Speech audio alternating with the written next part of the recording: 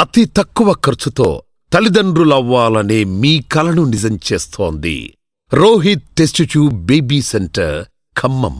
మరి ఎలా తెలుస్తుంది? మరి ఇప్పుడే చెప్పాను కదా మా సిద్ధ గురువు ఒక మంత్రము వాళ్ళకు కుల వృత్తిపరంగా గురు మంత్రం ఉంటుంది. ఆ స్మరణ చేస్తే దివ్యదృష్టి యాక్టివేట్ అయ్యి ఎదుట వాళ్ళలో ఆ మరుగుమందు ఉందా లేదా అని వాళ్ళు పసిగడతారు. ఇప్పుడు జ్యోతిషం ఎలా చెప్తారు? ఈ కట్లున్నాయండి, శుక్రగ్రహం కట్లున్నాయి, మీకు శని దోషం ఉంది, ఏళ్ళనాటి శని ఉందని ఎలా చెప్పగలుగుతున్నారు? అలా ఒక మనిషి లోపల మరుగుమందు ఉందా లేదా? సరే ఇప్పుడు లైవ్ లో నేను ఉన్నా కదా, మీరు చెప్పొచ్చు కదా మరి నాకు మందు ఉందా లేదా అని. మీకు లేదమ్మా, ఉందని ఎవరు చెప్పారు? అంటే ఇప్పుడు నేనే మీ దగ్గర చూపించుకుంటున్నా అనుకోండి, స్వామి నాకు మందు ఉందని నేను వచ్చాను, సో నాకు ఎలా చెప్తారు? మీకు మందు ఉంటే ఉందని చూపిస్తుంది తల్లి, లేకపోతే లేదనే చెప్తుంది. ఇప్పుడు ఎలా తెలుస్తుంది? మీకు ఎలా తెలుస్తుంది? నాది సిద్ధ సాంప్రదాయం దత్తాత్రేయ స్వామి యొక్క కృప ద్వారా, దత్తాత్రేయ స్వామి యొక్క మంత్రం ద్వారా తెలుస్తుంది. నాకు గురువు దత్తాత్రేయ స్వామి కాబట్టి. ఇప్పుడు నేను అడిగినమ్మటే లేదంటారు, మరి మంత్రం చేయకముందే చెప్తున్నారా? లోపల అనుకున్నా కదా తల్లి, మీకు ఎట్లా చెప్తారు మంత్రం ముందు? ఓకే, అంటే విత్ ఇన్ సెకండ్ లో చెప్పేశారు కదా. ఇది మంత్రశాస్త్రం అనేది స్మరణ ఒక్కసారి సెకండ్లలో సెకండ్ స్మరణ మంత్రం చేసుకుంటే తెలిసిపోతుందమ్మా.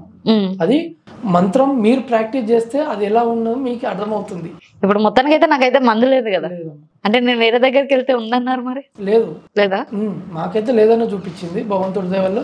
ఉందంటే వాళ్ళ విజ్ఞత వదిలేయాలి, లేదని నేను చెప్పినని చెప్పండి.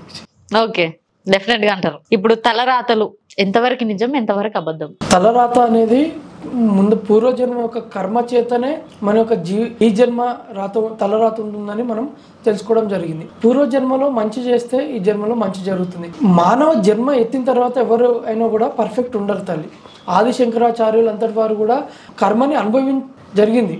లాస్ట్లో ఆది శంకరాచార్యుల యొక్క జీవిత చరిత్ర మనం చూసుకుని ఉంటే ఊరు వెలేసింది అతన్ని. ఎవరు కూడా వాళ్ళ తల్లిగారు శరీరం విడిచిపెట్టినప్పుడు ఎవరు కూడా దహన సంస్కారానికి ఒక కర్ర కూడా ఇచ్చింది లేదు. మహాత్ములకే కర్మ తప్పలేదు, అలాంటిది మనము కర్మను అనుభవించాలి కదమ్మా. కొన్ని భగవంతుని యొక్క కృపా చేత కూడా ప్రారంధ కర్మ, టెంపరీ కర్మ అనేది రెండు ఉంటుంది. మనం తప్పకుండా అనుభవించాల్సిన కర్మని తప్పకుండా అనుభవించాల్సిందే అమ్మ. ఫర్ ఎగ్జాంపుల్ ఏంటంటే రామచంద్ర ప్రభు ఉన్నాడు, విష్ణుమూర్తి అవతారం ఉన్న మా రామచంద్ర ప్రభుకి మరి సీత వియోగం అనేది కర్మనే కదా. మరి అది ఎలా వచ్చింది? తన పూర్వజన్మలో ఒక రాక్షసుని సంహరించడానికి రాక్షసుని యొక్క రూపంలో వెళ్ళి వాళ్ళ భార్య దగ్గర ఇట్లా సంసారం చేసి తన సీక్రెట్స్ అన్ని తెలుసుకుంటాడు. విష్ణుమూర్తి అవతారంలో తను శాపగ్రస్తులు చేస్తుంది.